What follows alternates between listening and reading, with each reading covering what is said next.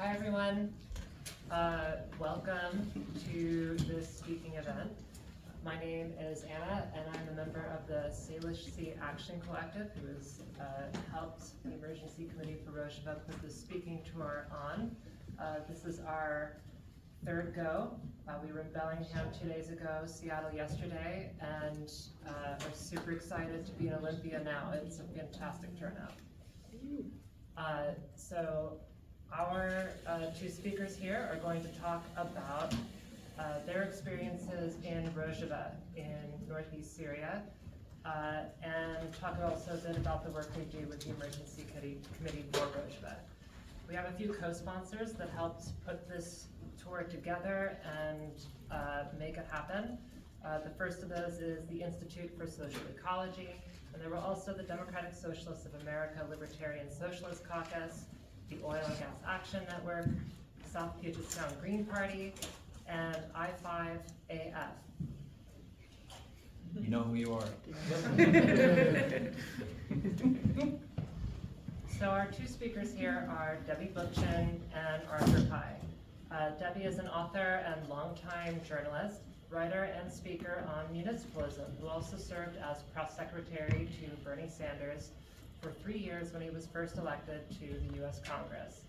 Her writing has appeared in The Atlantic, The New York Times, The New York Review of Books, The Nation, and many other outlets. She is a founding member of the Emergency Committee for Rojava. Arthur Pye is a writer and community organizer based here in the Pacific Northwest, who recently returned from northeast Syria, where he lived for 1 year studying the Rojava Revolution. He is a steering committee member of the Emergency Committee for Rojava, and his writing can be found in Strange Matters magazine. So, to get us started, could you tell us a bit about yourselves and how you got introduced to the Kurdish freedom movement, and then also maybe share a bit of your experience when you went over there? Sure. Hi everybody, I'm Debbie and I just wanted to say thanks for coming out today. It's a gorgeous day in this gorgeous part of the world. I came from back east and I am continually blown away by how beautiful it is here. So thanks for sitting inside with us for this next hour and a half or two and being here. I am so excited to be talking about Rojava because I miss it every single day, literally, that I'm not there. I spent about a month there, and it's already been a few years back, but one of the things that was so exciting to me about being there was just how profoundly this is a women's revolution. And I feel like it's one of the things that I took away and that we all can learn so much from because of all the work that's gone into making that revolution. But just by way of background, I'll just say, how I got in, since you asked, Anna, into this subject matter. My father, Murray Bookchin, is a social theorist, a philosopher, an activist also, until he died in 2006. And he was actually contacted by the Kurdish leader, well, representatives of the Kurdish leader, Abdullah Öcalan, and we'll talk a little bit more about that. But he engaged in a kind of a dialogue a little bit with him about the changes that were underway within the Kurdish freedom movement.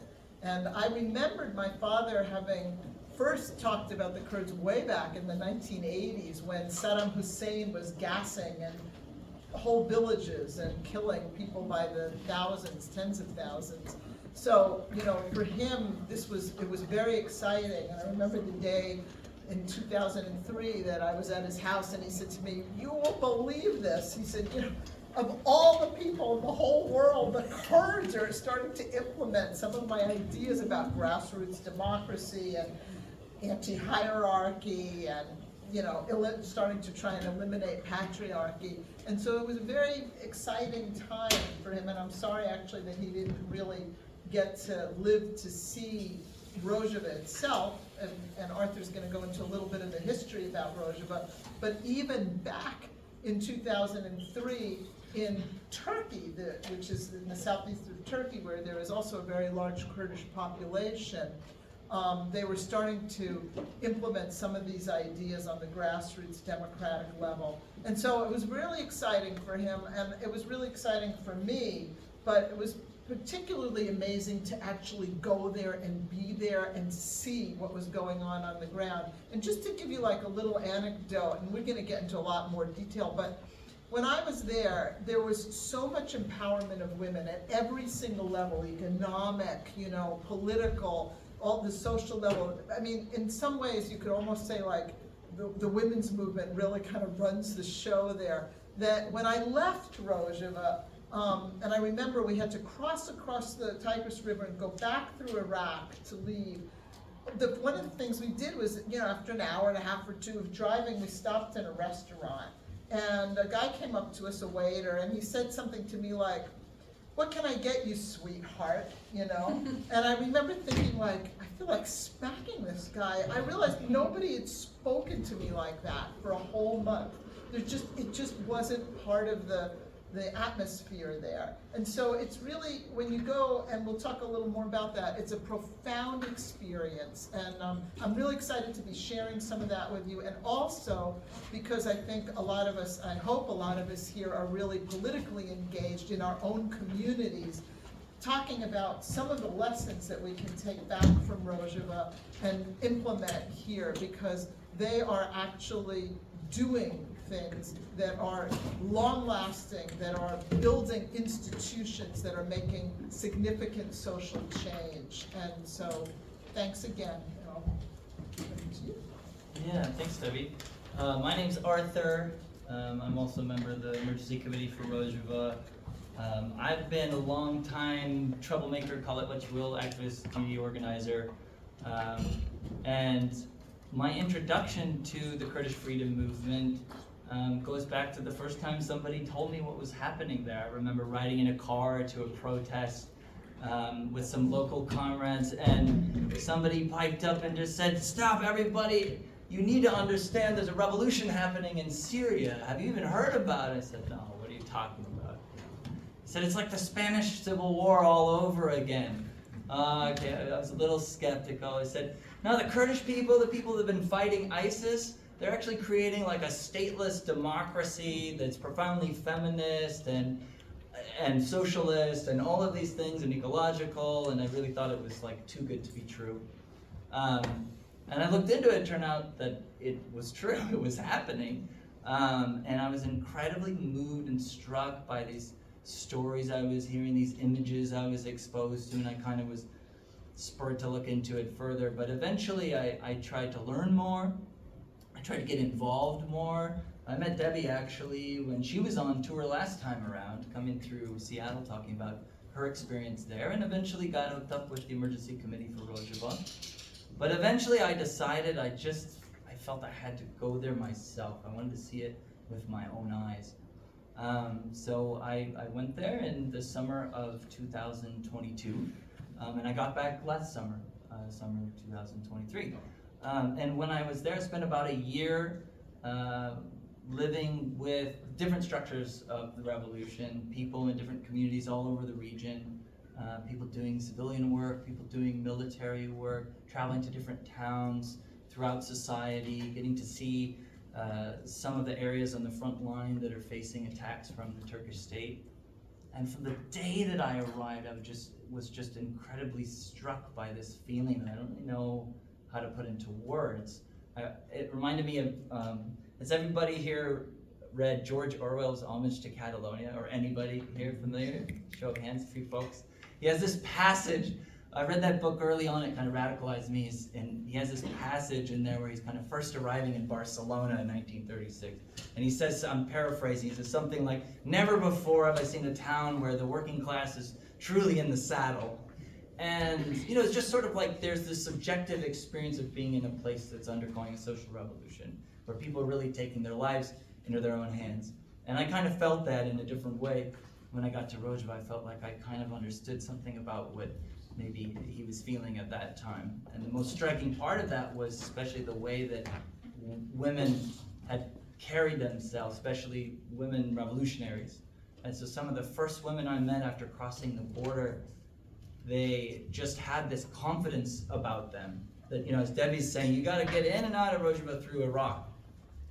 But the east and west side of the Tigris River cannot be a more profound difference just in the feeling that you get. Debbie describes the way somebody's treating her at a restaurant. For me, it was kind of opposite. I'm coming there as a man, and I was really proud to try out my few Kurdish words I had learned. And somebody said, "Well, okay, where are you from? Do you have a family? Do you have a partner?" And I struggle with my Kurdish, but I had taken some lessons before going, and I said, yes, in fact, I have a wife. And the Kurdish word for wife technically is jin, which is the word for woman. A woman would say, my husband is my man.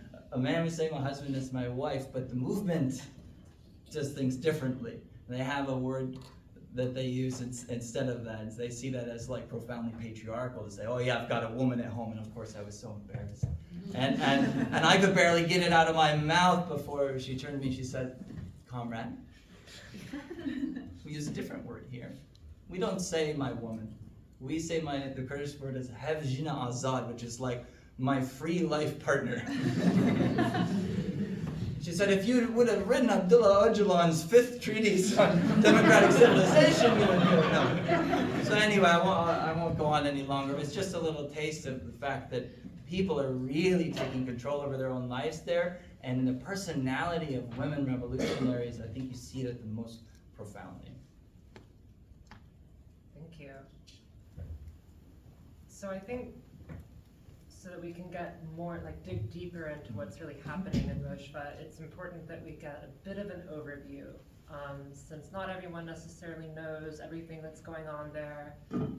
Especially recently, the news is hard to get and know what's happening. So could you tell us a bit, a short history of the Syrian civil war and what's going on in Rojava now? Yeah, I will do my best. It's always hard with these things because people come in here with a different level of understanding. I'm curious about the folks in the room. I assume that it's mixed, but maybe people could start by raising their hand if you feel like you're fairly familiar with what Rojava is. You've heard of it before, maybe you've read something about it. Yeah, all right, okay, so mixed, but a lot of folks. So I'm going to try to just kind of give a rapid fire understanding, and it's going to be totally incomplete, but I want to give us a kind of foundation we can stand on to get into some of these other topics we want to talk about in more depth. First, where is Rojava? What does this place mean? Rojava means West Kurdistan, and so I think, yep, we have a map of Syria here. Everything that's colored is Syria, and everything that's not green or purple stripe is a part of this autonomous region, which officially is called the Autonomous Administration of North and East Syria. It's a mouthful. We call it alphabet soup when it comes to the Kurdish freedom movement. We'll try to minimize the acronyms, but some of them are necessary. And the Autonomous Administration of Northeast Syria is, like it sounds, it's an autonomous region. It is not a region that's declaring itself to be an independent country or an independent nation state. It can be thought of as a territory where people are asserting their right to self-governance. They say, oh, we're a part of Syria, we want to remain a part of Syria, but we do things different here. We believe that all people and all peoples in the sense of different diverse communities, right? There aren't just Arab people in Syria, there are other minorities like Kurdish people, like Armenian people, like Assyrian people. They say we do things different here. We are governing ourselves on the principles of what they call democratic confederalism. So this region has been autonomous for about 12 years now, and it came about as part of the Syrian civil war. We won't get into all the details of the Syrian civil war, but suffice to say, it was very chaotic, very violent war erupting in 2010, 2011. And in the kind of chaos that ensued from this protest uprising that kind of turned into a bloody sectarian conflict, a power vacuum arose. In the north of the country here, you can see kind of orange stripes. That's the Kurdish majority region of Syria. And as the regime, that is the Syrian government, was facing the threat of being toppled, it could no longer afford to keep its troops deployed to the Kurdish region, which historically was a very underdeveloped region for political reasons. And what happened in the wake of that power vacuum is that the Kurdish freedom movement of the Kurdish people, they had a vision for what kind of society they wanted to live in. They had a revolutionary movement behind them. They had democratic militias to defend their communities from ISIS, from anybody else trying to reassert their control. And they went for it. They basically seized power in their own communities. They started to implement their own vision of what they call democratic confederalism. We'll get into that, what that is. And ever since that moment, it's been an autonomous region. So what is democratic confederalism? The simplest way I could put it is what they're trying to build there is a kind of democracy without a state. What does that mean? The way they see it, right, this is a revolutionary movement. It's coming out of kind of revolutionary socialist tradition. In the last 20 years, it's been very influenced by anarchist philosophy, is kind of a rich mix of a lot of different kind of ideologies. But what they're trying to build is something like an upside down pyramid. So if a state is like a pyramid where decisions and power and initiative, they all start right up at the top and they all flow downhill, they're trying to create a system where initiative and power, decision-making starts right at the local level in directly democratic neighborhood assemblies, and it moves up and it moves out from there. That's the simplest way to put it. And they do that based on what they call a commune system. So the basic unit of government is like a neighborhood council or a village council. They call it a commune. And that's an assembly that's open to neighbors to come together, bring their problems, discuss issues, come up with solutions collectively, and send those decisions elsewhere through delegates. One other thing I'll mention about this system is that the Kurdish freedom movement is a profoundly feminist movement. Unlike a lot of kind of previous revolutionary movements, left movements that saw women's liberation or gender liberation, something that comes kind of after the revolution or after we eliminate capitalism, they see this as central. They say that what capitalism is, what the state is in its essence, is actually the most institutionalized form of patriarchy. That the oppression of women is the original form of slavery, and all forms of oppression throughout history have been built on that foundation. So therefore, they put that right smack dab in the middle. So last thing I'll say is that the way these communes are structured is not just directly democratic in the sense that the local community has the power and it sends it elsewhere. But even at that most local community, women are guaranteed 50% representation in any legislative body, 50% representation in any position of kind of leadership, formal responsibility, right? So there's a co-chair of every commune. One of them has to be a woman. And there's also autonomous women's organizations that run in parallel to all forms of organization in society. And if there's ever a decision needs to be made on an issue that directly affects women, think about things like domestic violence or reproductive health, women's organizations just have full veto power over it. Period. End of story. It's codified in the social contract. Great. So Debbie, could you say a bit about the philosophy of social ecology and how it relates to democratic confederalism? Sure. So what Arthur was saying about the state, I think, is incredibly important and very foundational. And basically, the philosophy that guides the entire Rojava project is it's called democratic confederalism, and it's a philosophy that was developed by the Kurdish leader Abdullah Öcalan. Maybe some of you have heard of him. He is considered by many now to be sort of the 21st century's Nelson Mandela, in the sense that he has been in prison now for about 25 years. He's been the longtime leader of the Kurdistan Workers' Party, or the PKK, and we can't get into here all the geopolitical machinations that led to the PKK becoming outlawed as a terrorist organization, even though their sort of violent opposition to the Turkish state had largely subsided by the time they were called terrorists, and it was really part of a deal between the United States and Turkey, which is a NATO partner. Needless to say, Öcalan is the intellectual and sort of spiritual, in a sense, leader of the Kurdish freedom movement, in Turkey and in northeast Syria. And democratic confederalism is really a philosophy, which by the way was adopted also formally by the Kurdish movement in 2005. It's really a philosophy that grew out of a kind of a two-pronged transition away from what Arthur was describing as the classic sort of Marxist-Leninist philosophy that had previously guided the Kurdish movement.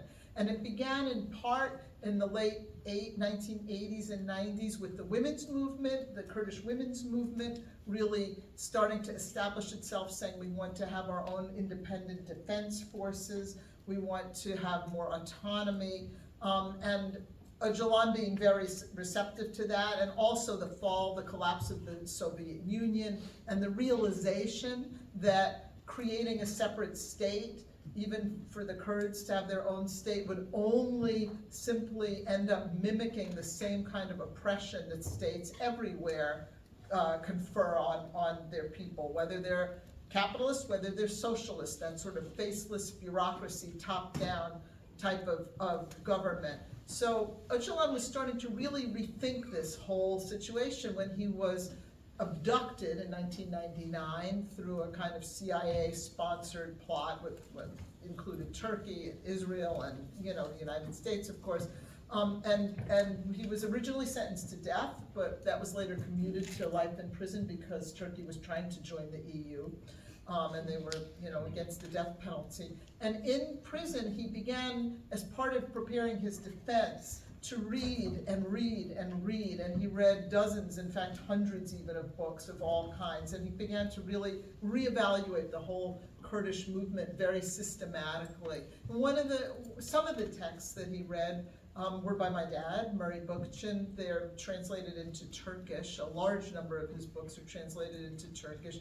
And so he became very familiar in addition to all kinds of philosophical texts, he became very familiar with this philosophy of social ecology that my father had been writing about for years and years.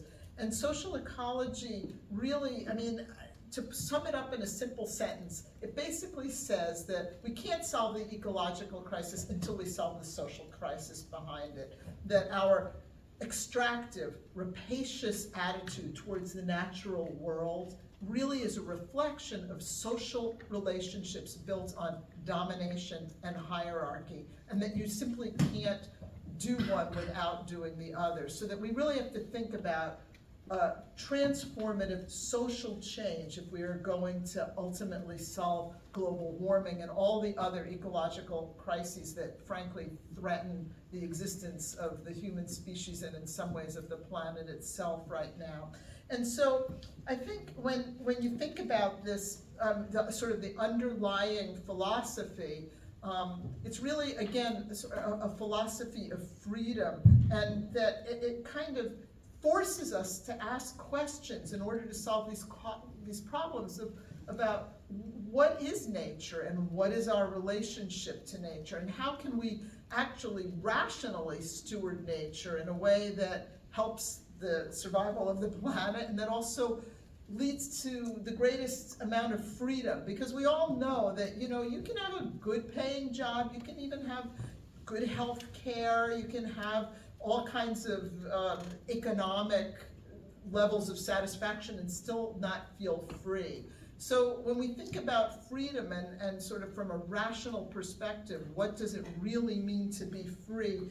We look to the ecological model and we see that what is really most rational and what is most sort of sensible in terms of how we structure society, if we were to base it on an ecosystem, is diversity, cooperation, that our whole capitalist mentality that says only the fit survive, everybody out for themselves, is actually not a true survival mechanism, that those ecosystems that are the most stable are the ones that are the most diverse. And so bringing this sort of philosophy forward basically says that human beings, in the effort to really create free societies, should be amplifying freedom wherever we can. And unfortunately, representative democracies haven't really done a great job in that respect.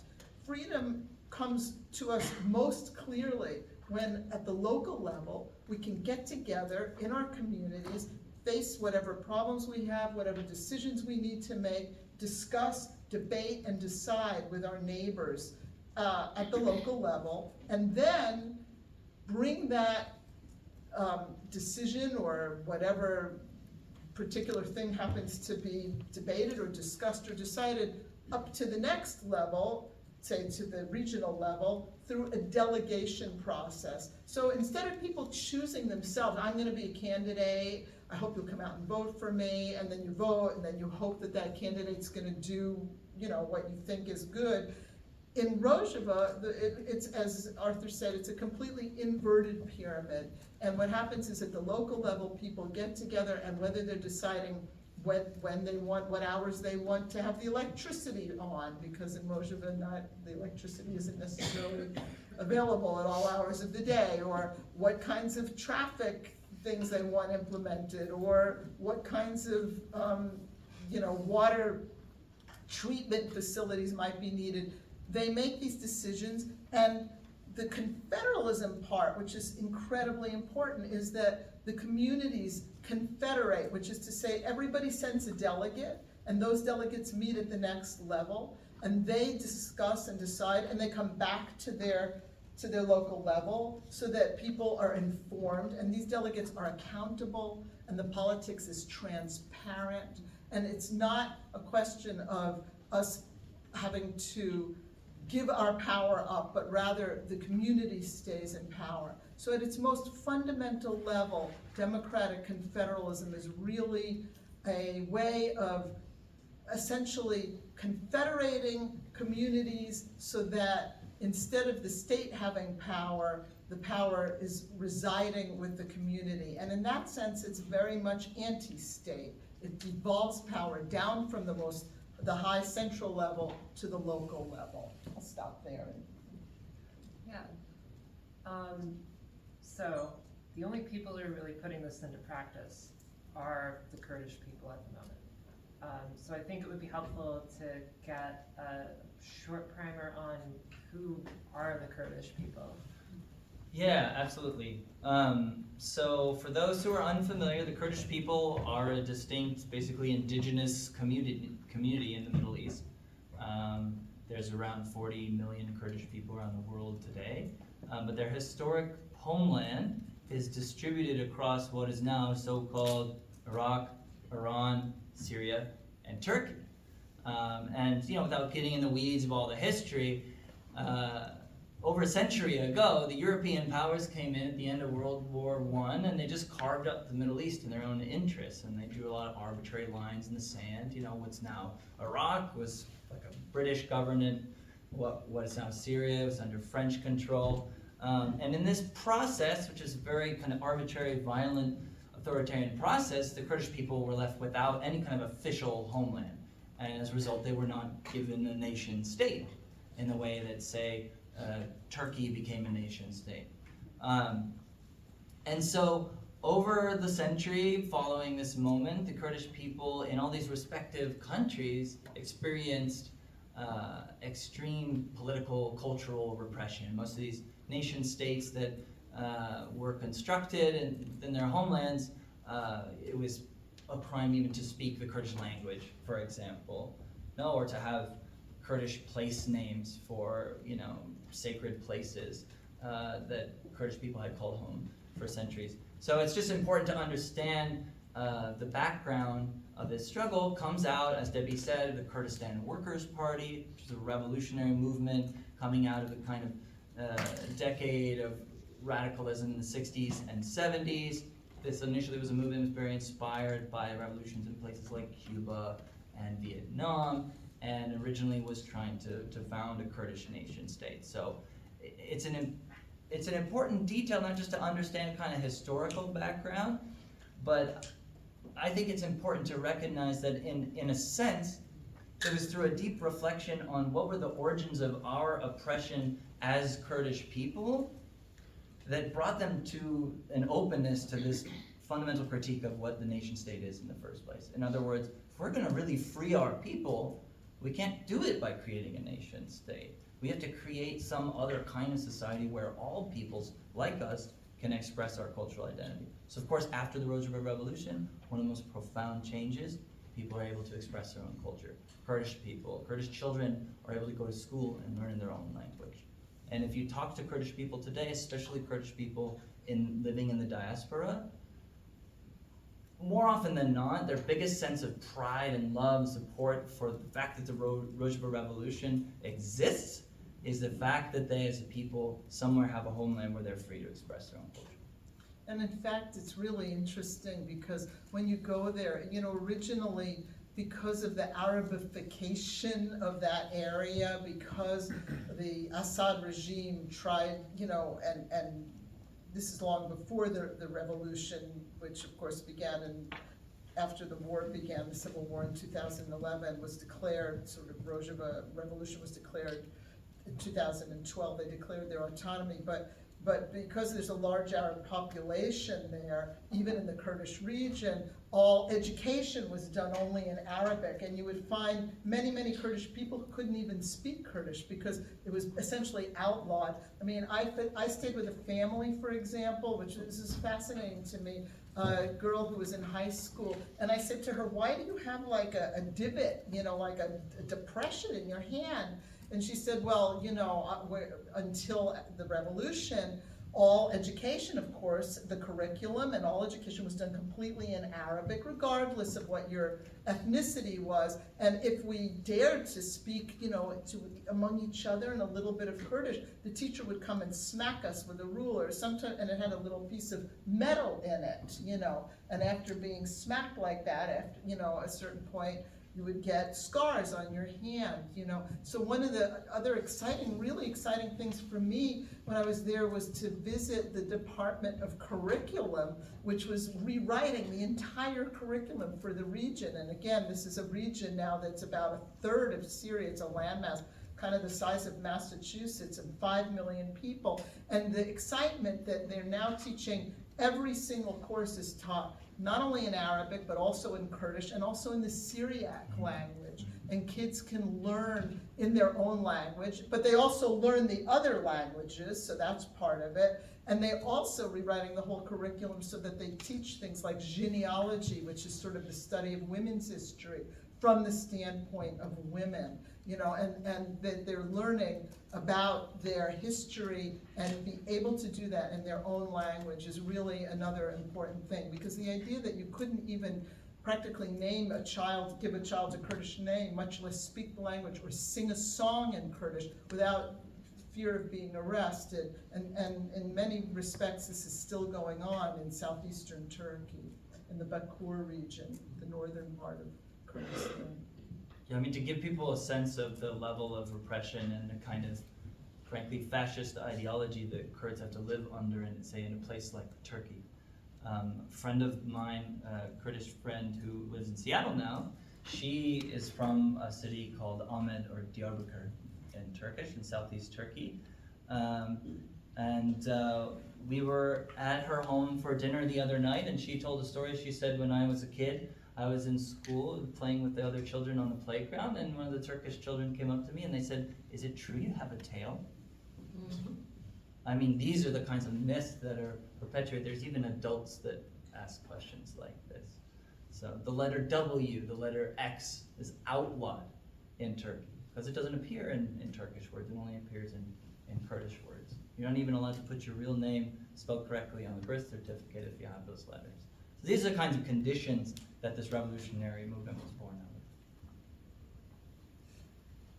of. So, knowing now a little bit about who the Kurdish people are and the political philosophy that revolution is trying to put in place in government in Rojava, could you tell us a bit about what is the situation right now? It's been about 12 years since the movement declared autonomy in the region. A lot has happened in the Civil War since then. So what is the situation right now? Well, it's complicated. As many people heard about Rojava first during the war against ISIS, and in some ways the images that people still have in their minds is of these these YouTube videos and these photos spreading throughout the internet that we all first came across, or some of us in 2014, 15, 16, 17, where there's an all-out ground war to defeat ISIS, right? So ISIS, so-called Islamic State, for a time controlled vast areas of Syria. And the Syrian Democratic Forces, which are led by the Kurdish militias YPJ. YPJ is the all-women autonomous army in Rojava, led by the Kurdish movement. These Kurdish forces, with support from U.S. airstrikes, coordinated, not common politics, but a common enemy. It worked very effectively. The combination of these two things drove ISIS out of any kind of territorial control within Syria. So that's no longer the case, right? So cities like Raqqa, which was the capital of the so-called caliphate, they're now governed within this system of democratic confederalism. But ISIS still exists in just different form in sleeper cells. They carry out attacks within society and civilian and military targets alike, but it's a very different situation. The primary threat that the movement and the people in this region have been facing in recent years has been that of Turkey. Turkey is the second largest military in NATO, a huge recipient of arms from the United States and diplomatic support of all kinds, US-made F-16s and everything you can think of. Turkey has been, really since the moment Rojava declared autonomy, declaring war on the people of Rojava. The first dramatic example of this war came in 2018 when they invaded the region of Afrin. Later 2019, just after Debbie left Syria actually, the region of Serikaniye, Tel Abyad, further to the kind of the middle there, you can see Gerespi and Serikaniye.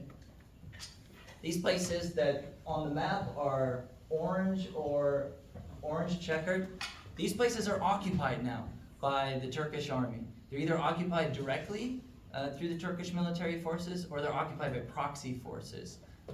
Now these are like jihadist militias. Many have their origin in the kind of non-Kurdish Syrian opposition, but they've kind of been bought off, and they're armed, they're funded, they're commanded by the Turkish military. They carry out, to this day, rampant human rights abuses in occupied territories. What's happening is Turkey is carrying out a kind of two-phase strategy. Phase one is do everything that you can to just directly seize territory and commit ethnic cleansing in this region. But they're not able to do that everywhere. So where they're not able to directly control territory and drive the people out and place them in military occupation, they take this other route, which is basically a grinding war of attrition through creating an atmosphere of fear and uncertainty, through carrying out constant drone strikes and assassinations, not just of military positions, but of members of the women's movement, members of the autonomous administration, just innocent passers-by. By carrying out systematic attacks on infrastructure, we're talking about water facilities, food storage facilities, hospitals, schools, oil wells, energy facilities, all these things that make life possible. Turkey's goal is to make life unlivable there. And it's like a way to not just terrorize the people directly, drive them out of the region if possible, but also to get people to turn on the revolution, lose their faith, kind of, if possible, blame the autonomous administration for their troubles. You know, if you wouldn't have been making all this trouble with all this crazy talk about revolutionizing society, maybe we wouldn't be getting attacked all the time. It's having a real impact. When I was there, I traveled to a city called Zirgan, and I was walked around town, a city on the front line with Turkish proxies. So we're walking through this residential neighborhood, and just 1,000 meters away, you're looking at the next village. That's held by the Turkish military. And they're kind of pointing, this one's the Turks, this one's the proxies. This one's the Turks, this one's the proxies. And you can see these guys. I mean, it's not very far away. So they walk me through the neighborhood, kind of show me the main facets of any society, right? So we go to the elementary school. It's been bombed. It's rubble. Bakery, bombed. Community center, bombed. family clinic, bombed. There's no accident. They're systematically destroying civil society itself, or you could say declaring war on civil society itself. And everything that they're doing is with U.S. support. Just like U.S. is providing weapons to Israel to commit war crimes in Palestine, the U.S. is also providing weapons to Turkey that is using to commit war crimes in Kurdistan. It's important to understand it. Debbie, maybe you can talk more about more of the politics of this. Yeah, I mean, they're literally, our tax dollars are literally being used by the United States government. They're being sent to Turkey. Right now, Erdogan is hoping to get F-16 fighter jets. At one time, he wanted even more sophisticated planes, the F-35, but after he bought a Russian weapons defense system, the U.S. said, no, we're not doing that. But there's kind of a sort of an unspoken deal that kind of went on. As you guys know, I'm sure Biden was very anxious to get Finland and Sweden into NATO, and it was Turkey that was sort of using that as a bargaining chip. And now that Sweden has been admitted, there's this sense, the Biden administration in fact has said so explicitly, that they want to sell Turkey F-16 fighter jets, the very fighter jets that will be used to terrorize the Kurds. And so that's one problem. Another problem is that Turkey always had a close relationship with ISIS. I mean, ISIS used to travel through Turkey to get into Syria, and some of these places that have been invaded, instead of Turkey sending in its own troops, what it does is it outfits and supports these Islamist jihadis basically to go in. And so in this region called Afrin, which was very peaceful through most of the Syrian civil war because it was kind of isolated and up in the northwest part of Syria, it has, since it's been taken over by this Turkish-sponsored militias, it is now a place where extreme ethnic cleansing has been underway.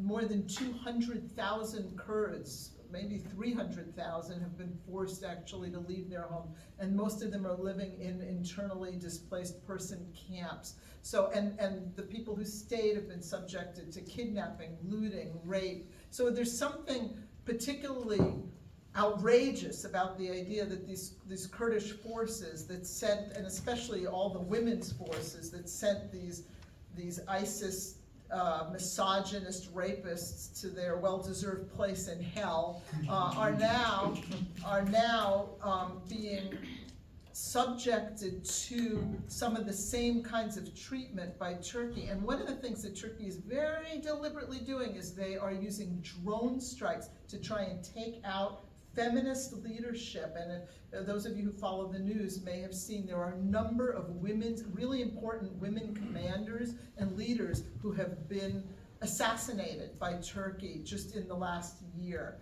And so this is another situation that is really awful. And the other thing is just to emphasize what Arthur was saying about the infrastructure war. I mean, there have been times when 1 million people have been without fresh water, and the administration has to try and truck in that water because Turkey blockades the rivers that feed the Syrian side of the border, because Turkey bombs water treatment plants. So this is a really serious, the threat is very real, and there's a sense in which people are sort of struggling with, they want this revolution to succeed, but the idea of when you have drones flying overhead and you don't know if one is going to drop a bomb on your car, it's a tremendously psychologically debilitating thing. And so one of the things that we're really trying to do at the Emergency Committee for Rojava is to raise awareness about this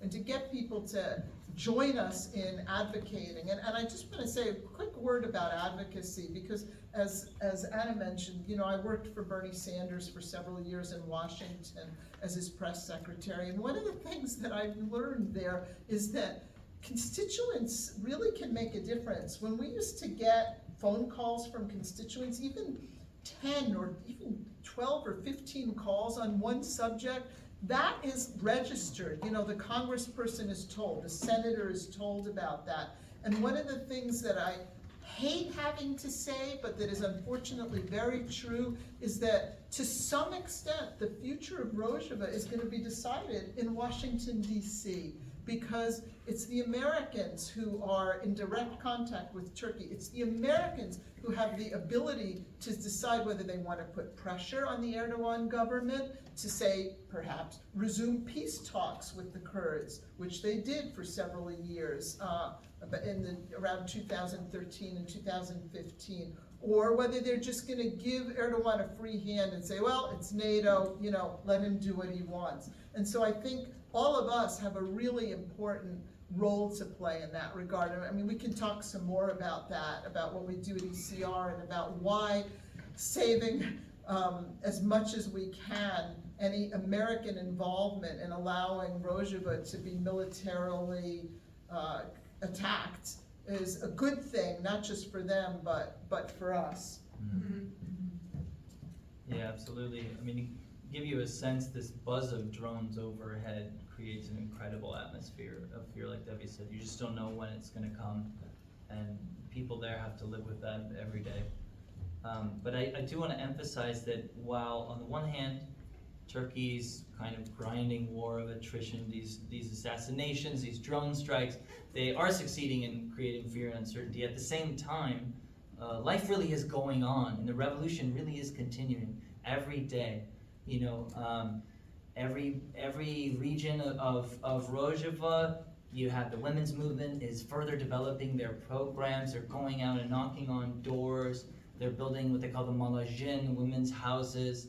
They're trying to get more people to participate in their local assemblies, their local communes and councils. They're putting on political education. On the economic side, they're building up cooperatives. They're even organizing unions in the part of the economy which still is more or less a market, a capitalist economy. It's very mixed. They've been under extreme kind of constraints and challenges, being in the middle of a war, being subject to economic embargo, not being able to import the kind of infrastructure that would be necessary for them to be able to build an economy that they can control themselves and therefore democratize. So kind of being reliant on different economic actors like, say, owners of companies that control smuggling routes. Somebody put it kind of crudely to me in a conversation one day, said, look, what do you think would happen if we couldn't get sugar into Syria? We have riots in 1 week. Just basic necessities. They can't make all of these things. They can't grow all of these things yet. So the extent to which they've been able to kind of build a post-capitalist economy has been tremendously constrained. But nonetheless, there are really inspiring examples of them democratizing not just forms of governance, but forms of economy. And I think it would be a nice time to maybe start showing some slides. We have some pictures, they're going to be rolling in the background, that just show you some different aspects of life. I think there's some people doing patrols in their neighborhoods as a part of the self-defense committees of the neighborhood communes. You'll see members of the YPJ militia. You'll also see people working in some of the cooperatives and communes, some assembly meetings and things like that. Great.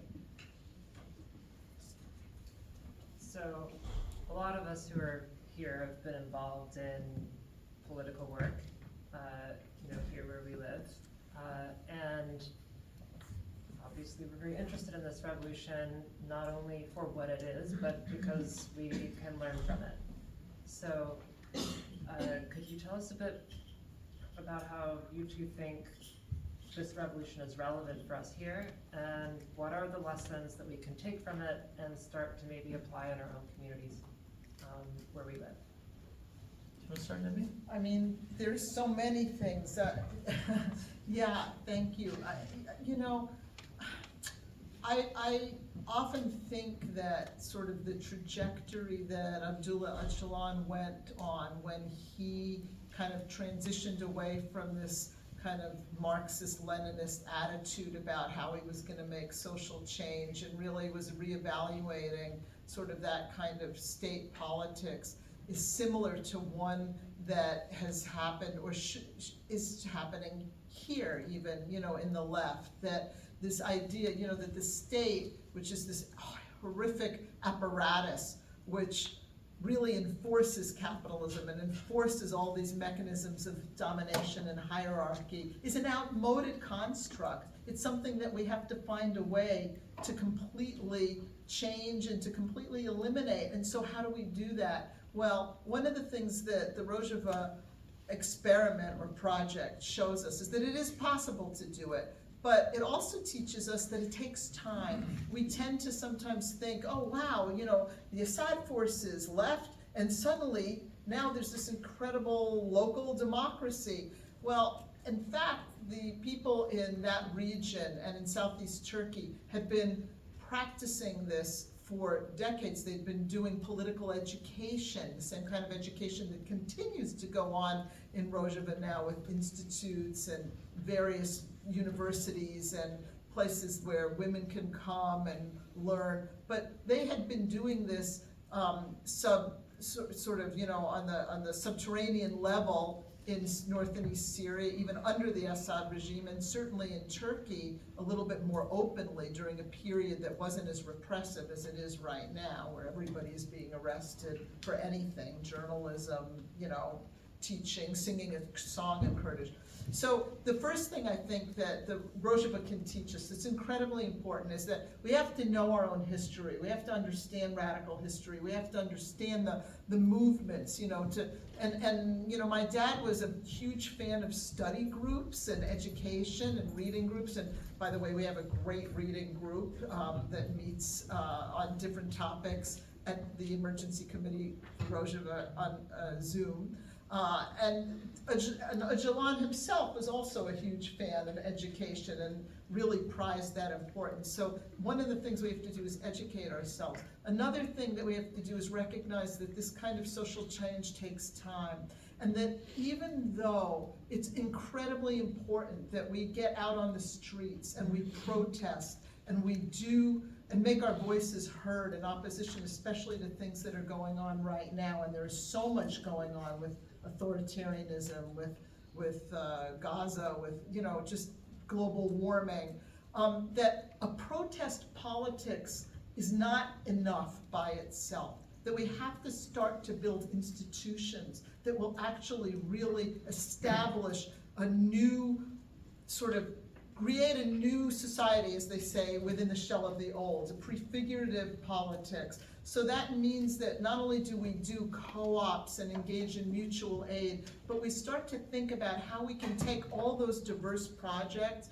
you know, whatever it is that we're working on, climate change or helping houseless people or whatever it might be, and start to kind of coalesce and bring our politics together, you know, whether you want to call it intersectionality or whatever term you might use, but bring it together in a way where we actually form kind of alliances on the neighborhood level that in which we can help start to educate our neighbors and actually builds a politics that is a kind of decentralized, grassroots, directly democratic politics, so that people can be empowered on the local level, because it's through that discussion and debate, meeting, frankly face-to-face meeting, that people become, that they develop a sense of their own power, they become empowered, and they in turn transform the assembly itself. So there's like a dialectic at play. And so I think those are a couple of really important lessons that we can take from Rojava, that it's incredibly important to start to build institutions that will allow us to make change that lasts, so that we're not just protesting, but that we are actually starting to build on the local level a kind of a countervailing power to the power of the nation state. Absolutely. Yeah, I mean, to add on that and kind of rewind all the way back down to basics, I think one of the most fundamental takeaways that I brought home with me as a sort of lesson was just the fact that revolution is still possible.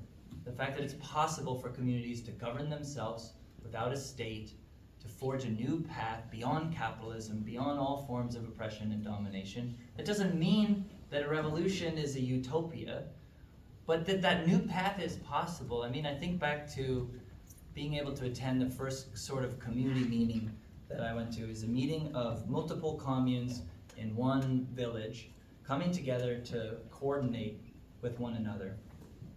And before that meeting, I had been able to go to some of the more maybe exciting, sexy places, meet with people who were part of the militia, visit the front lines. But the truth is, when I got to that meeting, in all the sort of mundane glory, and people just sort of arguing with each other, and so stole some bread from the community fridge. I know it, I saw it, and comrades, you really need to do a better job of guard duty. Last week on Block 3, I saw there was nobody patrolling, and there were children running around after bedtime, and who are you to not take responsibility for your own community? And even just mundane things, right, like bookkeeping.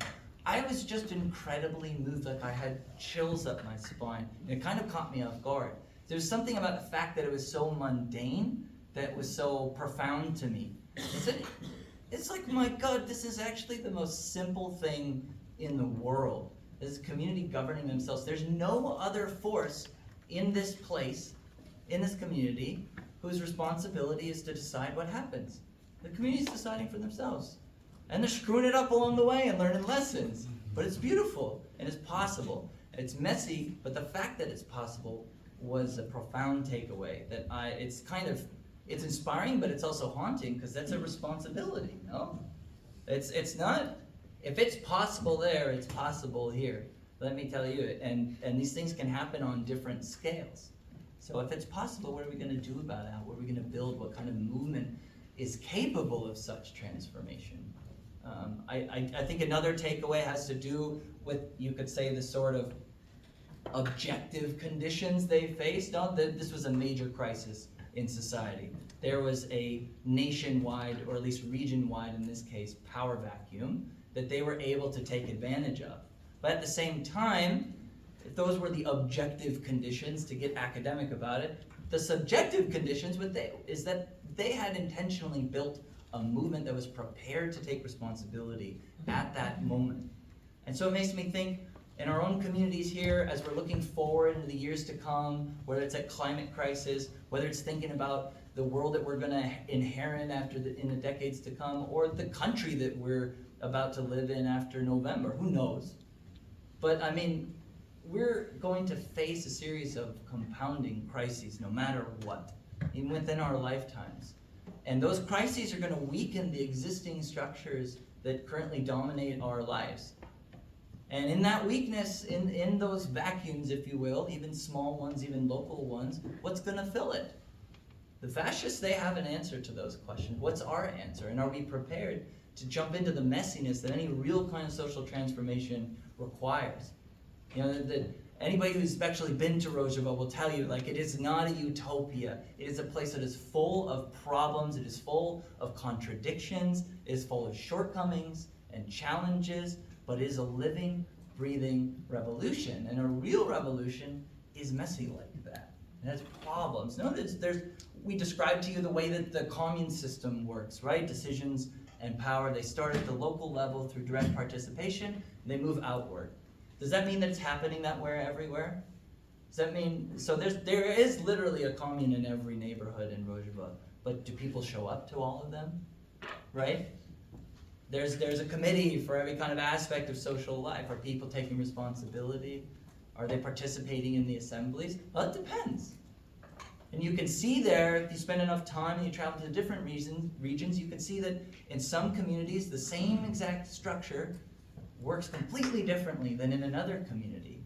And you can see that in the places where the movement was able to take the time to build consciousness among the people, to build up the strength and numbers and organization of their movement, to develop their ideas and convince enough people in the community, those are the places where people are actively participating, actively taking responsibility in those communes. In other places, it's been a real challenge, because the last kind of takeaway I'll mention is, I think that often we think of revolutionary transformation as a question just of structure, a question of like power. It's a power struggle, right? So the old left traditions, it's the proletariat versus the bourgeoisie, and all it is a question of who holds the means of production, right? And that's, those things are true, those things are essential. I think we can take it further, and this movement has a lot to teach us about a kind of more holistic approach. That's why they're talking about ecology. That's why they're talking about patriarchy.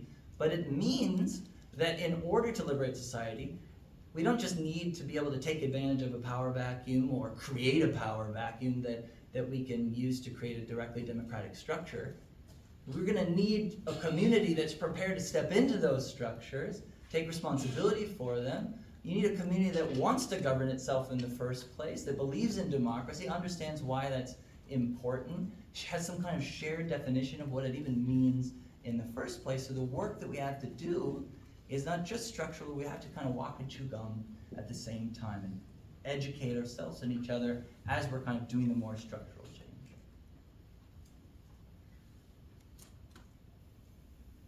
So at this point, we have about 40 minutes reserved for talking to all y'all. If you have questions or thoughts on what you've heard or experiences that are relevant to what we've discussed, then we want to hear it. So.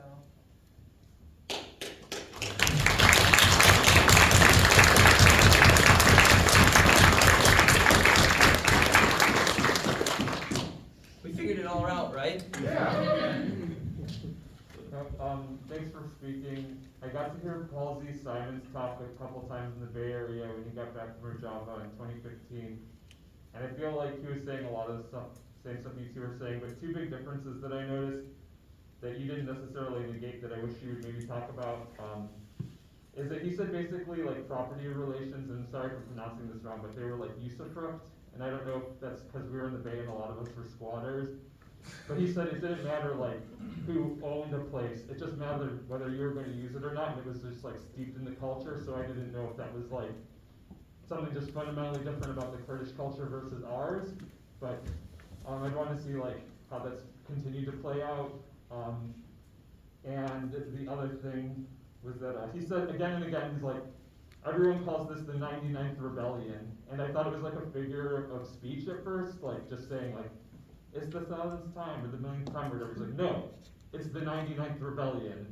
And I was just like, kind of curious, because you keep saying like, they've been doing this for decades, but he was saying very specifically, like literally everybody called it the 99th rebellion. So yeah, those are my 2 points. Thank you. Do you know about the 99th rebellion? You gotta tell us about this thing. It sounds good. Paul's dead, you have to ask him, but I haven't heard of the 99th rebellion. That doesn't mean it's not a thing. You know, the people do talk a lot about the fact that, you know, this is only one of a myriad historic uprisings of the Kurdish people and of the diverse peoples of the region. So I'm guessing that that's kind of a sense of the meaning. And maybe somebody's charted it all out and it's literally 99. And that would be cool. But I don't know. But maybe. Well, I've never heard of it either. Yeah. I just happened, you know, again, it doesn't mean that it doesn't exist, but it's not a term or an expression that I heard before. You know, on the property thing, I mean, one of the things that Abdullah Öcalan did in the many books, and several of them are back here if people want to read more or know more about Öcalan's philosophy, or there's a couple of books also by Bookchin, you know, that outline some of the underlying themes of social ecology. And but one of the things that Öcalan did was he really took a lot of these social ecology ideas and tried to, you know, make them relevant for the Middle East, which has its own very different history from Europe and the United States. And he, among other things, kind of recuperated some of the really important and beautiful tribal traditions of Kurdish culture. And so this idea of usufruct, which of course is a common feature of many indigenous societies, the idea that people use a tool, for example, they take it, they use it while they need it, and then when they're done, it goes back into sort of the collective, and whoever, just like there are also traditions of, you know, in millennia ago where the person who had the most authority and status in a particular tribal culture might be, say, the equivalent of what we might call a tribal chief, was a person who would give away their property rather than try and accumulate property. So there are many, many things that we can learn from these sort of different anthropological studies. And Öcalan really immersed himself in anthropology and archaeology, and as did my dad when he wrote The Ecology of Freedom. It's interesting, they both have books that have that term in them. Bookchin wrote The Ecology of Freedom, subsequently Öcalan wrote The Sociology of Freedom, and you know, both of them have put a lot of thought into that. And those are traditions that we really should be recuperating and that are actually very important. I would say, just to add to that, I think it's important to make a distinction between the movement's ideology and aspirations on the one hand, and what's going on in Rojava. That doesn't mean that they're divergent, but it means that in reality, the movement has a long way to go to fully realize its vision. So of course, like, its philosophy and aspirations are to create an economy that is based on use and not based on capitalism whatsoever. And for property to be sort of communalized. But in reality, they have a long way to go. Different communities, conditions are different. For example, I spent time in a place called Sheba Canton, way over, north of Aleppo. You see a little stripy region. All the people that were pushed out of Evergreen live there, and they're the most radical Kurds in Rojava. They spent the most time with the movement. The community there is the most organized, and they really brought the revolution with them there. It's a unique situation because they also, people don't really have the means, they don't have any land, they're very desperate to like pay for things. And so the administration, the kind of self-administration of that entire canton, that entire region, just abolished rent outright. Also housing, just because of the war in that region, has been such that like, there's been several iterations of like, communities getting pushed out and returning, and even if you're going to try to account whose house actually is this, it would be like maybe even logistically infeasible. But as a result, that's like the most, I just kind of think of it as like scarcity communism. You know, the conditions have also forced them into, in a way, realizing more of their vision of communalism. But in a lot of parts of Rojava, it's pretty much a market economy with new experimental forms of democratic economy, the cooperative, the unions, but they have a long way to go, and they will be upfront with you. They look, we have a long way to go in realizing our kind of economic vision. We have that question there, and I see you too. Two quick questions. So what's the state between the Syrian regime and Rojava? And secondly, so it's a big question, but like, how are they able to hold out? Are they barricaded on all sides, and the only way to get stuff in is through smuggling? Is there supposed to be somewhat openness on the Iraqi border? Do they grow enough of their own food in their own region in order to survive? And are there any nations that actually provide them with anything to support, or is it like, are they completely blockaded? These are great questions, and I will divide up the answer because it's a long answer. I mean, so first of all, to talk a little bit about the regime, you know, as we all know, the grotesque inability of the world to really condemn adequately what Assad was doing, and the destruction of 500,000 of his own people has left, you know, it's just a terrible stain on really history.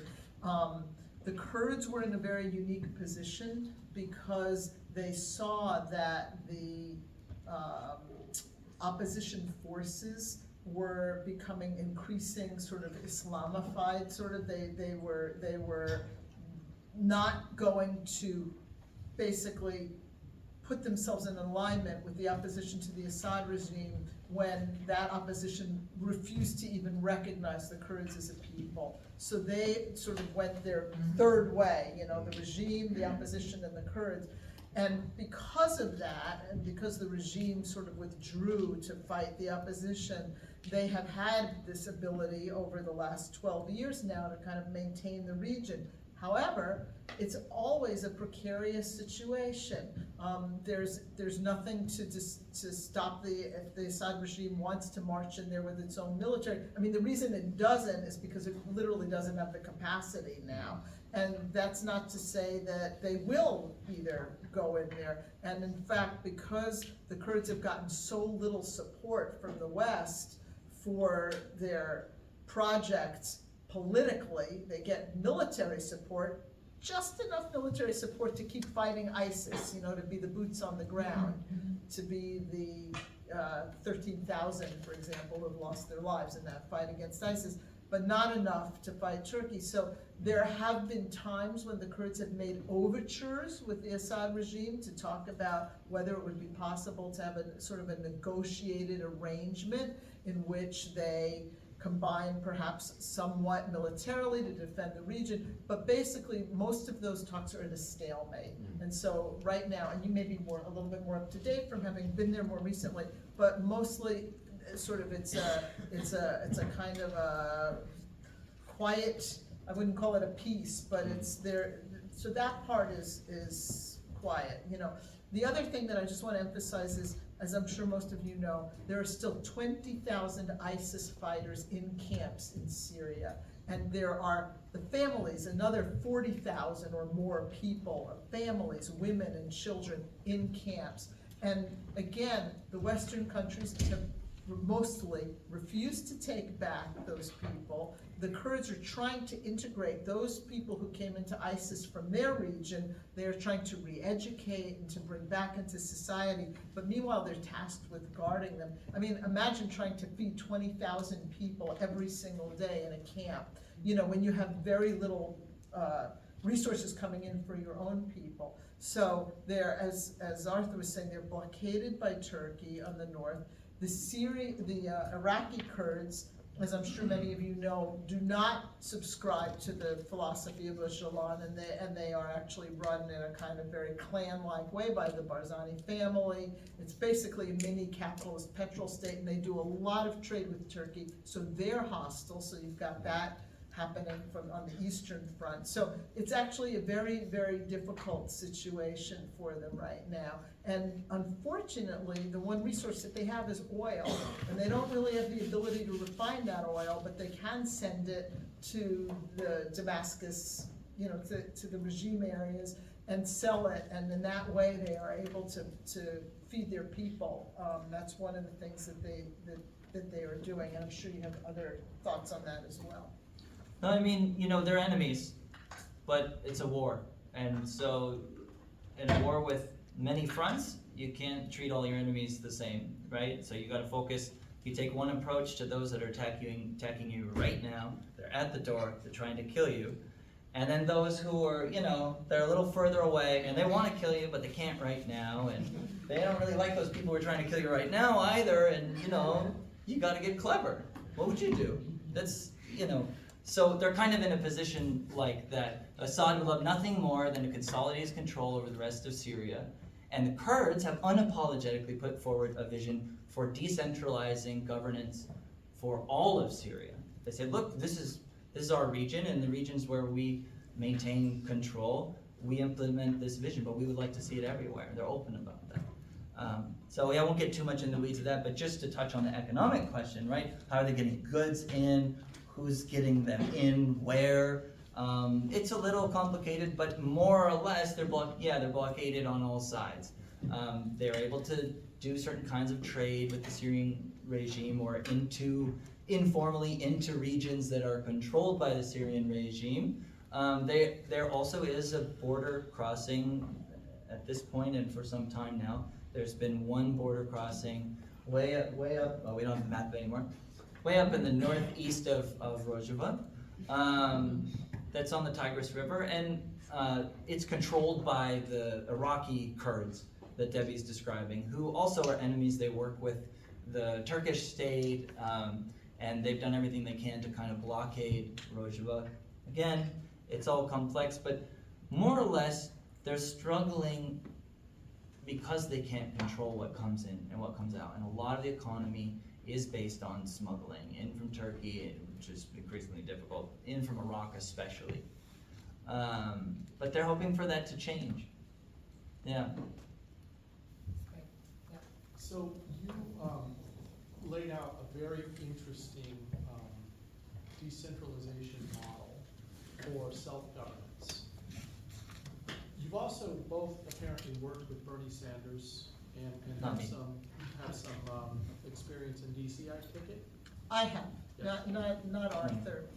So I am just curious what we could do here from a legislative perspective in this state, right? To help echo some of those kinds of changes, to create an environment that would allow people who want to have a peaceful revolution, for example, because the alternative in this country wouldn't be really anything I think anybody's ready to stand up for, right? So, a peaceful revolution, what can we do to create a more friendly environment to enable that? That is a great question. And, you know, it really goes to the question of sort of how do we begin to build a social movement that has legs? I also feel like your question is sort of two-part because you mentioned Bernie Sanders and it's sort of, when we talk about Rojava, we haven't really gotten into what we do at the Emergency Committee for Rojava, and we should, because that's sort of a very immediate, sort of tactical approach to helping preserve Rojava. Which, by the way, I mean, and just to talk about that for a second, I mean, I think that it's really important that as anybody who sort of considers themselves on the left, you know, there's a great tradition of internationalism on the left, and so supporting Rojava is something that we should do as internationalists, but also I think that anywhere we can stem the tide of authoritarianism is really important, and letting Erdogan invade would be an immense tragedy, not just for Rojava, but for all of us who are worried about, frankly, the rise of fascism all over the world, including in our own country. So we'll talk at some point about some of the advocacy work that we do. You know, with people like, say, Bernie Sanders, you know, it's important for them to be educated and for people to reach out to their representatives. But in terms of the part of your question about sort of what can we do here, there are different, for one thing, I think Arthur, as somebody who's really from this region, can talk about it regionally, but sort of talking just from the bigger picture, I think it's really important for us to begin to actually take kind of an example, take a page from some of the types of local organizing that is being done on the municipal level in different places around the world, and also right here in the United States. And there are efforts, for example, you know, in Detroit, there is a history of block clubs, you know, and we were speaking with some people from the Institute for Social Ecology who lived in Detroit, who actually began to use those block clubs as a way to build community. And there's many sort of ways to do that. You know, they go door to door. They knock on, most of us don't even know our neighbors, you know, and knock on a neighbor's door and say, hey, we're trying to build a community garden. Would you like to get involved? Or do you have suggestions for what else we might do? What my father said was that a social movement to grow itself needs a kind of a minimal program and a maximal program. And in the minimal level, we pick our issues that we're fighting, and we get people together and sort of form, you know, what you could call either affinity groups, you know, taking a page from sort of the Spanish Revolution, or if whatever we want, we might call them from Rojava, you know, local communes. And we work together, say we're fighting a development on a waterfront, or, you know, trying to keep the oil industry from moving a tanker. And then together we say, okay, so where do you live? Oh, I live there. Let's talk together. Let's meet as a neighborhood. Let's invite some of our other neighbors. Let's talk about issues. It's definitely important that we can make progress. I mean, we have to have successes in these battles, because nobody wants to come to a meeting just to come to a meeting.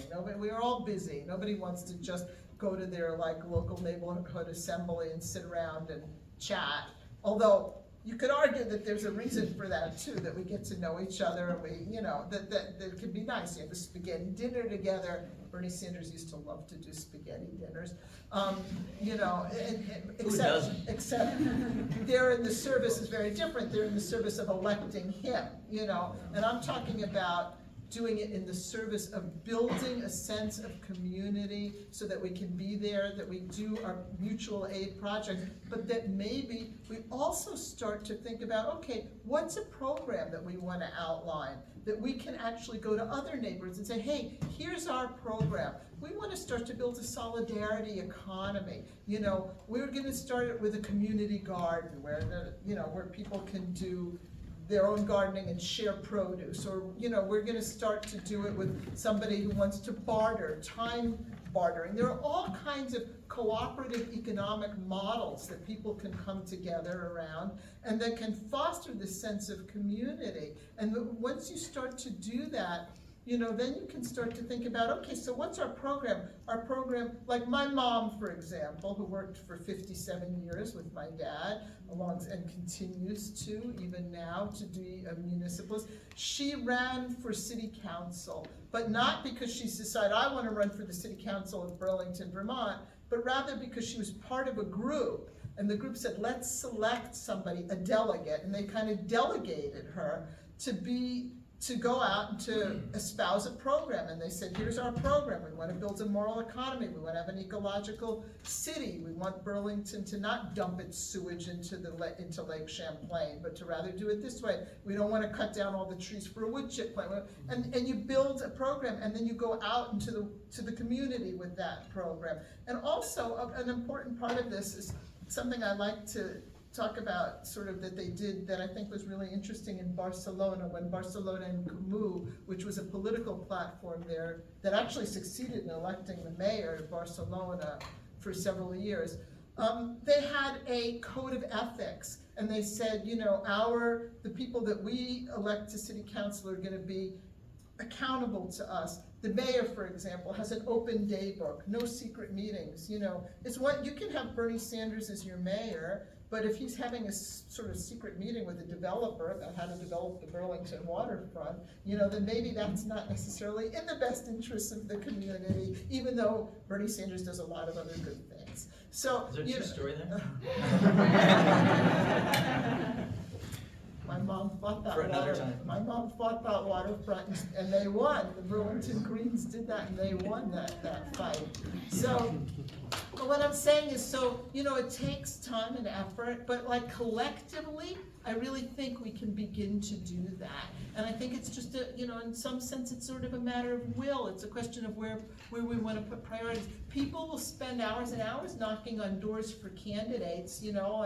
When AOC, was running for office, I'm talking about Alexandria Ocasio-Cortez, there's a whole group of people that mobilized. They went door to door. They did stuff.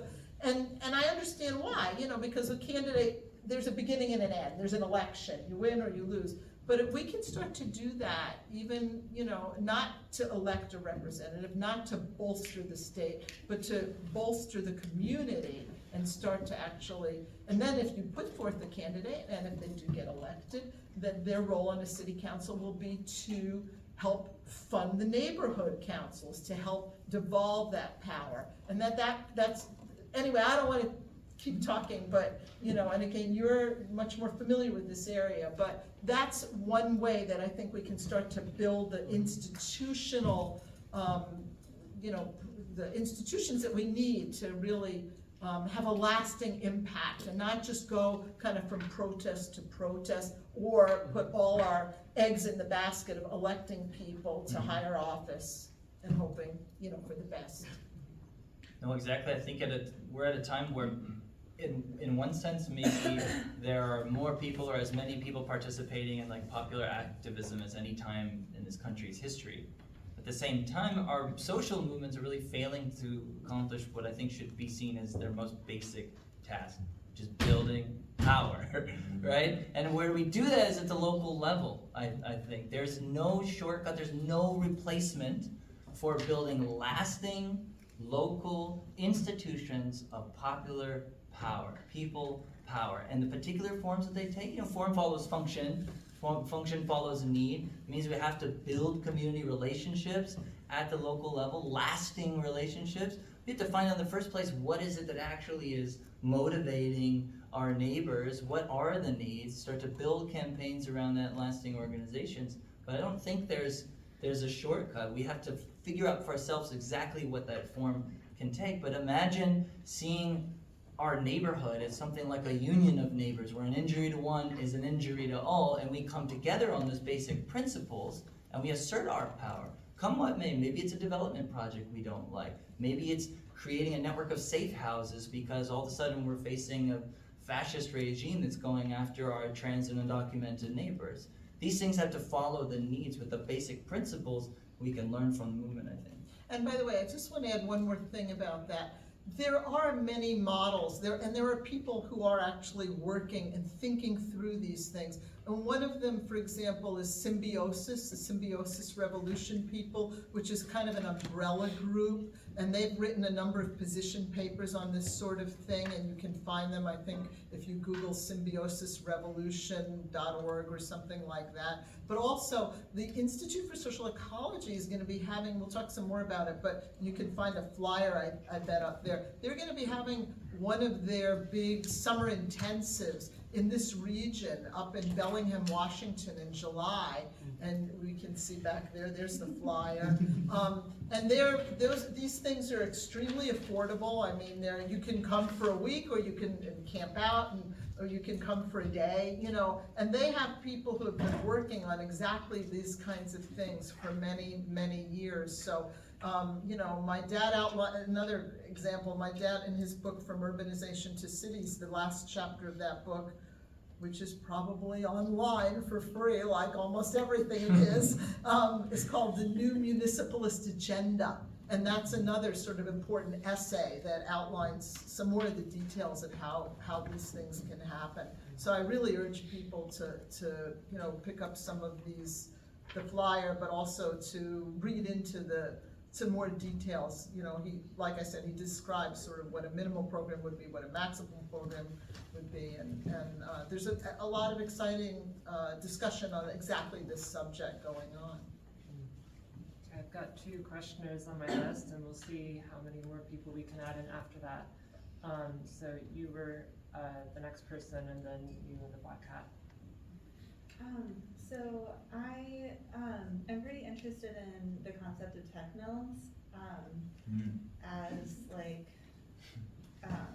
just a way to like work through problems. Like basically it's a form of like community criticism, and when I first heard of this, I'm like, oh, this sounds really bad, but I've heard more stories about how much like openness and honesty you can get from like doing this in a group. I was wondering if it's more of like a YPG, YPJ thing, or if that was the concept that was brought into these community meetings, and if y'all experienced any tech mills or were a part of them, and what your experience of that was, if any. You ever do tech mill? You I can tech mill this question. Yeah, so for those who aren't familiar, what is tech mill? Tech mill is this practice of criticism and self-criticism, which is integrated into the kind of culture and organization of the Kurdish freedom movement everywhere. It's not just in military structures, it's practiced in civilian structures as well. There's even efforts to kind of encourage families at home to practice tech mill, and some of the more what they call Welat Perez families, the like patriotic family, but it means a different thing for Kurds. You know, but the kind of movement families even practice this in their homes. But so what is it? At the end of the day, or at the end of an action or an education or whatever it is, you get together and you go around in a circle, and each person has a chance to speak, and they have an opportunity to offer either self-criticism or criticism of others. As you can imagine, that can be pretty uncomfortable, especially for those of us who go over there as internationalists. We're kind of socialized in this Western culture where conflict, interpersonal conflict, criticism is extremely unfamiliar, uncomfortable. It can feel very sort of like almost cult-like it's just sort of like toxic religious environment. I struggle to have a simple answer to the question. I don't think tech mill is good or bad. I think that it is an incredibly effective and powerful practice for that movement, and it absolutely can and could be for others. I am reluctant when I sometimes I give these talks and people say, we need to be doing tech mill in our movements, and I usually actually kind of like, let's talk about that. Because so it's true that it can be incredibly powerful to kind of get over your insecurities, place your trust in your comrades, and kind of the way that the movement describes it is tech mill is a mirror that you hold to your comrade. So that criticism is a gift to others, to allow them to see themselves, to learn from their mistakes, and to grow what they call a revolutionary personality. But this only really works if you're in a community of people who have a tremendous level of trust with one another, who have a tremendous amount of unity in the sense that they are a group who has come together out of a shared commitment to achieve a specific set of goals. And frankly, it came out of a context where those people had dedicated their lives to this, come what may. And so in that sense, if it's done well, it's incredibly powerful. It allows growth and transcendence, and you can let your ego go. And sometimes when I visited local structures or lived with a structure of the movement for a while, I got to participate in tech mill, and I had experiences that were very challenging in a good way. And I learned from that, and I learned more kind of humility, and learned to get over they'll call it like a liberal personality if you're kind of conflict avoidant, that you have to kind of almost purge yourself of this. And a lot of this comes from the influence of Maoism historically in the PKK. The legacy of the PKK comes out kind of Marxist, Leninist, Maoist tradition, and they didn't invent this idea of criticism, self-criticism. But it's kind of their own now. I think that movements should totally discuss these things. They should find ways to reflect on, kind of after-action reviews is another way to put it, kind of roses and thorns. Our movements do versions of this. But I think it's more something to aspire to build a culture where we could get to a place, or to build groups that do have that deep, profound level of trust and shared commitment, where you could integrate a practice like that in a way that wouldn't just devolve into, y'all know what happens. I feel like a lot of you are activists, and so like, do you feel ready in the activist spaces that you're participating in to just say, I would like to criticize Graham, because Graham today, he showed up 5 minutes late, and I really feel that is a reflection of his kind of middle-class background. Now the comrade thinks that everything essentially is about him, and the truth is, if he really truly desires to grow into a revolutionary personality, he's going to transcend that kind of toxic individualism, learn how to accept a communal life, that's literally what it's like, okay? We have to forge our own path. It's uncomfortable. So I have you in the black hat, and you the black beret, and you. I'm sorry. Gray hair. Gray hair. Who's next? So you touched on internationalism, and I presume you have like specific section for internationalism from the U.S. But I was wondering more so internationalism, both from other places. Europe is like, how have like the influx of like volunteers, has it like stayed steady, so on, and also kind of internationalism with, is there much crossover between like Rojava and like Myanmar, with like other movements as well? Great question. Yeah, role of internationalism in the movement.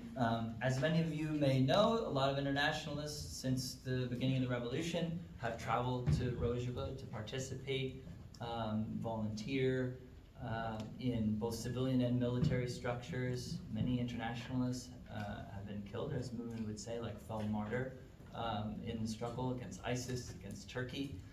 People from the United States, people from all over the world. And that continues today. There's a thing called the Internationalist Commune, which is kind of a hub for internationalists who go there to join civil structures, to volunteer out in society, so like civilian structures. And also the YPG and the YPJ being the all-women autonomous units. They have military wings of these these internationalist structures. So there's YPG International, YPJ International, but also, like you pointed out, it's not just internationalism in the sense that people from throughout the world are encouraged to come participate in the revolution in Rojava. And by the way, when they do, they are expected to participate directly, and they are given responsibility and work, and at times formal leadership within the revolutionary structures. And it's profoundly internationalist in that way, in a way that I don't know of an analog in history. But there's also this external internationalism in the sense of them expressing their solidarity and building relationships with other struggles. So in Myanmar, this is a kind of new development, but it's really exciting. And it's that the kind of pro-democracy resistance forces in Myanmar who are fighting the authoritarian regime in this very tragic civil war. Some of them have very radical democratic ideas, even kind of influenced by anarchism, and they've been directly in touch with the movement in Rojava and the Kurdish freedom movement more broadly. And some people who have spent time in Myanmar have gone to Rojava and helped kind of foster these relationships. And it's really a beautiful thing to see unfold. We don't know so much about it from the outside yet, but it's even gone so far as both groups sending each other kind of video messages of solidarity. And the Myanmar forces even said in one of these statements that they're inspired by the system of democratic confederalism, and they would like to try to implement aspects of it in the kind of liberated territories that they've gained throughout this war. And they even said, they kind of self-criticized and said, we especially have a long way to go in women's liberation in comparison to your movement. We think we can learn a lot from that. So that's really incredibly inspiring to see, and I hope it. Yeah, and of course, and there's similar relationships with the Zapatistas in Chiapas, Mexico. And there's also, it's important to remember that, there is a Kurdish diaspora, which is not so prominent here in the United States, but, there's 1 million Kurds living in Germany.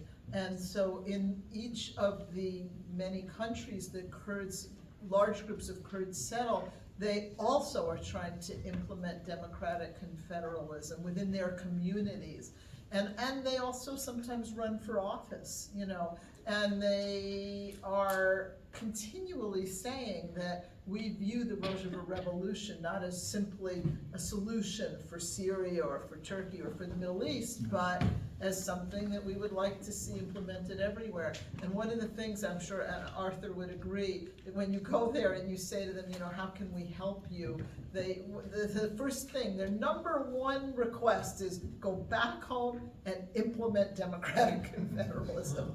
Or what my father called libertarian municipalism. So so they do have a very international perspective. Even people who join military structures, they're given political education, told to go home and organize. So keeping track of time, I think we have 2 more questions on the list, and you'll have the opportunity, if you choose, to ask more questions and spend some time with Arthur and Debbie at another location, the West Side Tavern, I believe. We're going to go there as soon as we can after we're done here. So please come out there and ask your questions, talk to each other, and start figuring out, I don't know, maybe what can we do about starting something like that here. So you with the black brain. Yeah, hi. Well, in terms of bringing in democratic confederalism here, seems like there's some points of division between people who ought to be able to work onto that. And I'm wondering how you think we overcome them. I mean, Debbie, I don't know if you were in Bernie's campaign, but you would have observed this kind of an artificial division that was sort of created at that point between, supposedly people who were seeking economic justice on one side and supposedly people who were seeking social justice, and this kind of myth was being created. A lot of people bought into it, that these two groups, even though they agreed on probably 90% of the stuff, were somehow in absolute massive opposition and could under no circumstances work together. Kind of how do we overcome that? And I don't, another question is, how do you get buy-in on the decentralist project from groups like, African American, Latinx groups, indigenous groups who have experience of decentralized power in their areas of the means under the old power structures of repressing them, disempowering them, leaving helpless. I mean, combine that with those in the same people who could use a decentralized empowering project but have been persuaded to this idea that any gain for anybody not like them is somehow a loss for them. Those are, I think, pretty massive obstacles, and what's your insights on how to get past those? Those are big obstacles, and I'll take a stab at this, and I'm sure Arthur will have things to say, but I just want to say before, if you don't mind, I get to your question. I do want to quickly say, because I know people have other places to be, something about the Emergency Committee for Rojava, okay? So forgive me, and we'll come right back to you. One of the things that we hope is that people are signing up on our sheet. We have a couple of different sheets, for the, right back there, Graham's holding them, for both people who might want to do more organizing right here, on the local level, but also we don't send out a lot of emails, we don't hassle people a lot, but we'd love to be in touch with people who might want to know more. We do have at defendrojava.org a whole sort of list of our mission statement and a list of things that we're doing. We'd love to engage with people more. We'd love to get you people, like I said earlier, we have a fabulous reading group. It's not ongoing, but it meets periodically about for a certain period of maybe, for texts over 4 months. And also we're doing advocacy, and we'd love to kind of keep people informed about that. So please definitely don't leave without signing up, and so that we can all be in touch. That's, Thanks.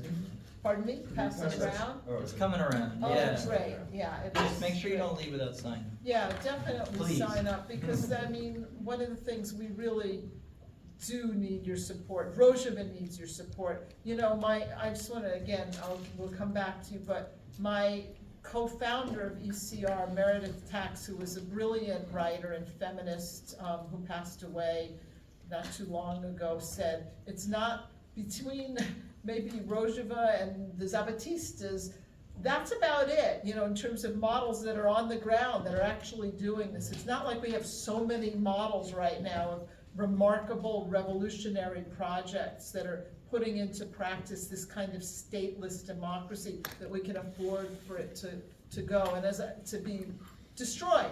And as I said earlier, our voices really can make a difference, and sometimes I like to say to people, even if you will get 5 friends and take 5 minutes and make a quick phone call, when you get the alert from us, hey, Erdogan's on his way to Washington, time to call the administration or call your representatives, take that 5 minutes and say, hey, I don't want to see F-16s go to those, fascists in Turkey, so that they can be used against the people who fought ISIS for us, or whatever sort of most rhetorical trick works to get to your congressperson.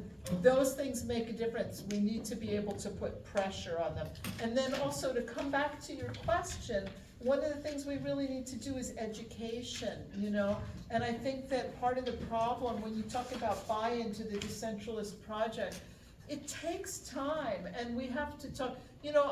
My father often used to say, if you could wave a magical wand right now and suddenly have complete decentralization in the United States so that every little community made its own decisions, we would have a catastrophe, right? Because, imagine what they might be doing down in, Arkansas. They'd say, okay, women have no reproductive rights, period, done, right? So obviously, we want to avoid parochialism, and we want to avoid anything that results in the oppression of indigenous people. And so, first of all, it's really important to center those voices, the voices of people of color, of indigenous people. But we also have to recognize that this is a really long-term project, and that without education, that most people want to have some sense of self-control and self-governance, and a sense that they can control their own lives and their own communities.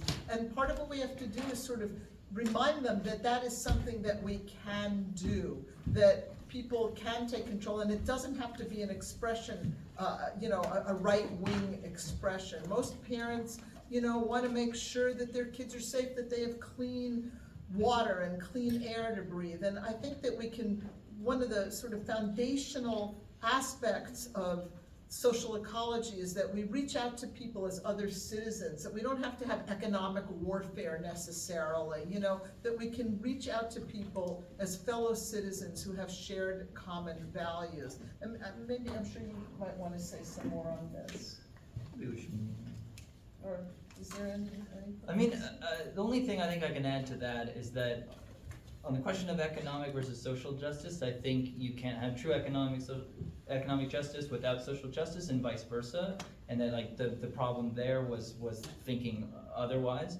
But on the question of autonomy, it's very important, I think, to see decentralization and autonomy not just in territorial terms, but in, like, you could say social terms. So in other words, it's not just a question of a place asserting its autonomy over a federal entity, right? It's about what happens within that place, defining the social relations within even a local community. So that it's the autonomy of the diverse peoples within even the local community that defines a region as autonomous, every bit as much as sort of the relationship of this neighborhood to the city or to the federal level. And in that sense, I don't think it is a contradiction. In other words, it wasn't that the South was autonomous, it was that there was a form of territorial independence, but there was no true freedom for the people within those communities.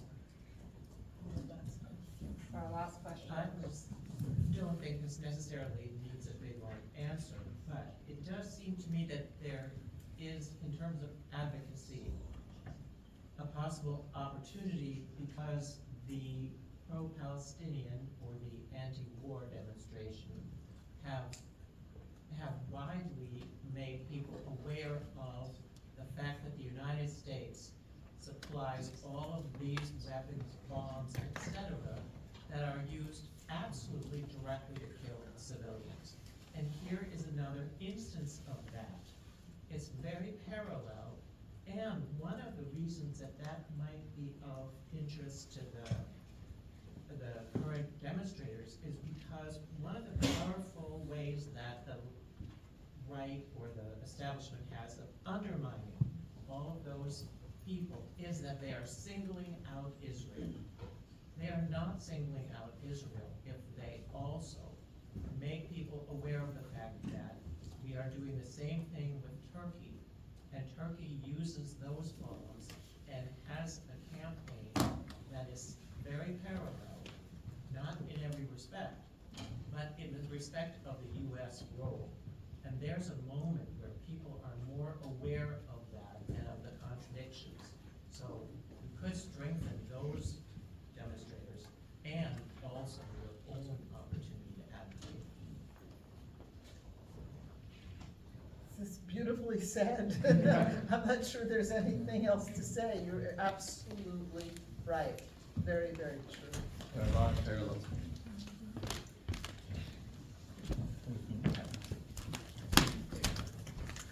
Cool, well thank you all for coming. I'm Graham, I work with the Sailor Sea Action Collective. I actually live here in Olympia. Yes. Went to Evergreen. And I just want to thank you all for coming. A couple of logistics things. We are going to the East Side Tavern, that's the one on 4th downtown, not the West Side that is the motorcycle bar. East Side. It is cash only. There's lots of food around there. There's an ATM machine there, but just so you know. But it's great because it's open late. We're going to hang out there as long as folks want to come chat, get to meet Arthur or Debbie or Gritty, that wonderful dog that many of you had under your chairs at some point tonight. So I want to plug a couple things. This People Get Ready summer intensive is an incredible opportunity and gift that we have in the Pacific Northwest. Usually happens on the East Coast. 7 days long. We're gonna be camping. You can drop in or you can come the whole time. Like, I think the whole week registration is like $400. It's insane. That includes food, that includes like, there'll be classes, there'll be direct action training components. The whole theme is climate disaster and taking the opportunities to like shape a different world. They'll be speaking about Rojava, there'll be local commune conversations, we're gonna talk about assessments of the far right threat, and we're gonna have a massive outdoor swimming pool that's gonna be there the whole time. So super cool. Strongly suggest you grab one of these and consider it, even if you can only come for a day or two. Right after the 4th, so it'll be fun. Take one of these at least. Super great info on Rojava. If you're like newer to this concept, I would strongly recommend the Women's War podcast. It's like a 10-parter, kind of gives you an overview of the revolution. You can dive deeper.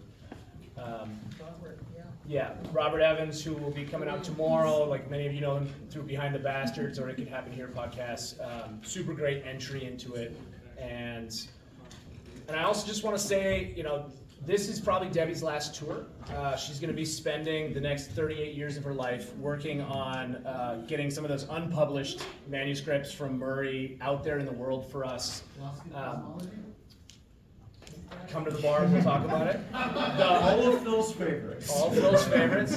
And to get her to come on this tour, we promised her that we would at least come through with the $7,000 it cost us to fly her out from New York and drive all the way down the West Coast and then fly.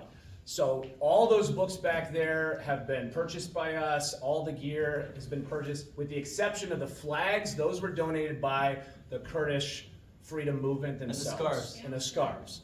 There's coffee up there. Anything you can give, and you can take some shirts. Take the Mosquito Fleet donated a bunch of sweatshirts to sell. So if you're looking to get a book, you're going to get it a lot cheaper here. Take it home, learn about it, share it with some friends. There's stickers. Please support this work. No overhead, all goes to ECR and the work that ECR is doing. And So let's, also, yeah. in terms of things, I'm gonna pitch this because he's too modest. I forgot again. But Arthur has written 2 brilliant articles that are really dive deep into his experience in Rojava in the magazine called Strange Matters. And all you have to do is Google Strange Matters and Arthur Pye, and you'll get some real inside dope on and follow it, because he's gonna have about 8 more. I mean, they're gonna come out hopefully monthly or something like that. So to really get more information for those who wanna know, they're really terrific, beautifully written pieces. And I can say that because I'm a journalist and a professional writer. It's phenomenal, so. Just make sure you actually type Strange Matters. If you just type strange, it gets weird, so. There's zines of one of the articles. Yeah, the here. zines are up there as well One of that them, Arthur wrote. The last thing I will say is we are not some big nonprofit's gonna take your emails and your contact info and like share it. We are using this. I'm gonna have access to this. Local organizations and ECR are gonna be reaching out and being like, let's start putting this stuff into practice. Let's see what lessons are in this room and in our communities already. We need each other, so please sign up before you leave. Let's give them a nice round of applause.